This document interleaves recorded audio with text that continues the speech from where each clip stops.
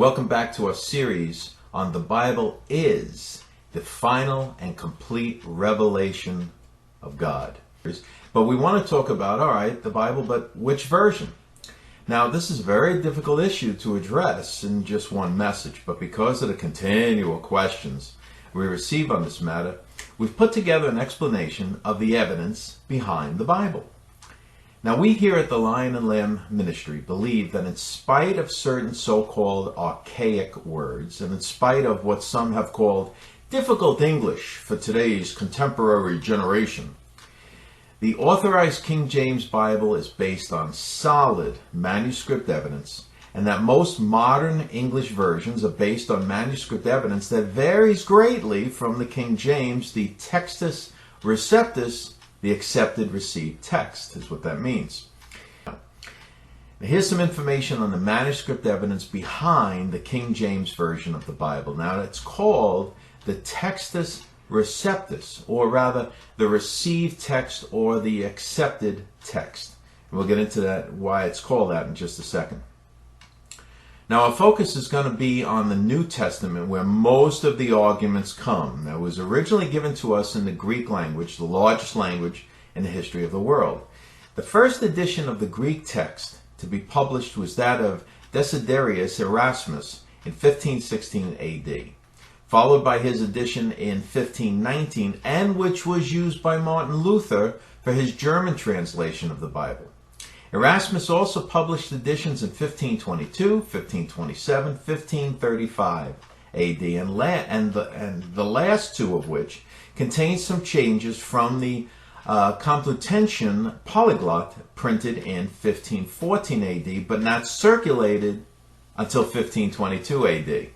Now you guys can go back over that because I'm certainly not repeating all those dates. This Complutensian Greek text was reprinted with only a few changes in 1571, 72, 1573, 74, 1583, and 1584 AD. And in Geneva, editions were put out from 1609 through 1628 AD. Now, Simon Kallianus, a printer in Paris, published an edition of the Greek text in 1534 AD based upon those of Erasmus and the Complutensian Greek New Testament. It was superseded by the famous editions of his stepson, Robert Stephens, who printed editions in 1546, 1549, and 1550 AD, the last one known as the Royal Edition. This was the primary Greek text used by the King James translators, along with editions by Theodore Beza, especially the one of 1598 AD.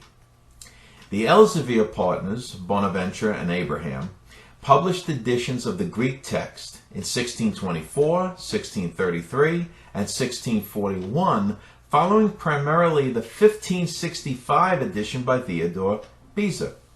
The preface to the 1633 edition gave the name to this historical tradition of manuscript evidence called the Textus Receptus. In the course of time, it was applied to the Stephens text of 1550 AD and those which followed. The primary edition behind this Greek text is that of F.H.A. Scrivener that was published by Cambridge University Press in 1894 and 1902. Now, about 2/3 of the New Testament Greek text was discovered in the 20th century AD. And these manuscripts that were discovered in the 20th century AD actually preceded 300 AD and preceded the famous Codex Sinaiticus and Codex Vaticanus and Codex Alexandrinus.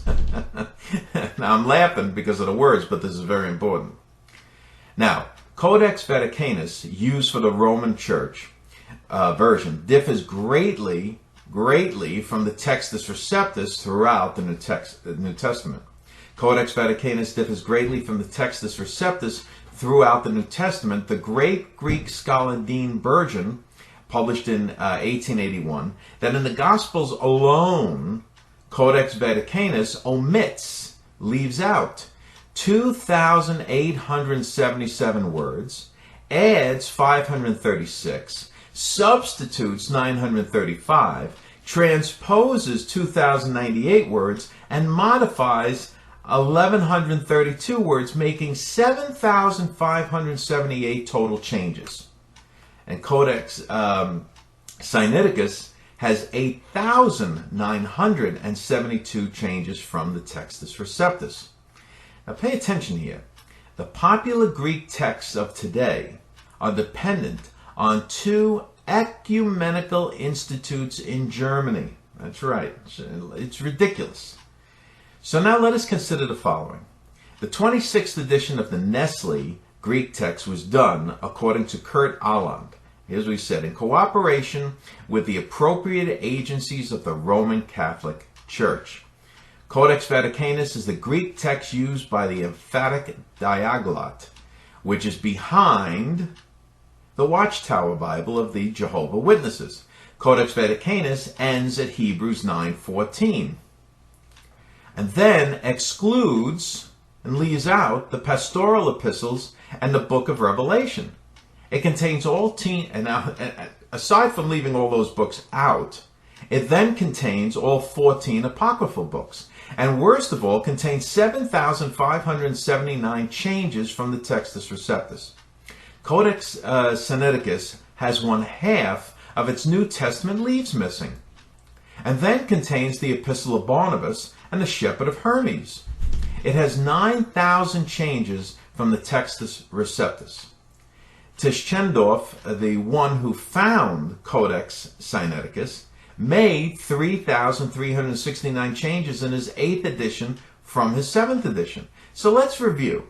What this means is that these two manuscripts make over 30,000 changes. Today we have over 5,500 Greek manuscripts, over 10,000 Latin manuscripts, and over 4,000 in other primary languages. So we also have over 86,000 separate references in the writings of early church leaders. The King James Bible was translated by 54 men who labored from 1607 to 1610 AD. They spent hours in prayer and insisted on unanimous decisions on the readings of the text. It was indeed a remarkable effort and has been the Bible of the English-speaking world for over 400 years. However, after all this, the most important thing to consider is that this generation, the time that we live in now, needs to return to the reading and the studying of the Bible itself, the Textus Receptus, the King James Version. Now may our pastors, preachers, and teachers re-emphasize the importance of the Bible in everything that we say and everything that we do. Okay, now when